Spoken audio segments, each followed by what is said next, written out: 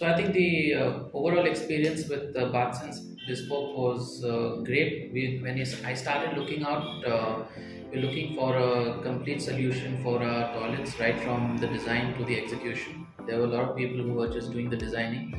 Then we didn't want to get into doing the execution ourselves because we've had pretty bad experiences in the past with contractors and labor.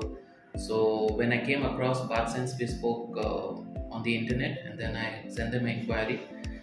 And since then, I think it's been a great process. They've been very supportive, taken all our feedback, and the end result has we've been really happy with what we see.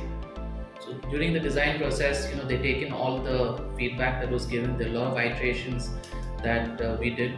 Um, the entire team with Geeta and Naresh, I think both of them were really supportive, and we were really happy with the overall designs that came out.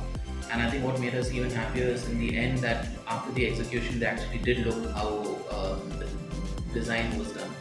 So on the overall quality, I think everything, the accessories, everything that was used was has been top notch.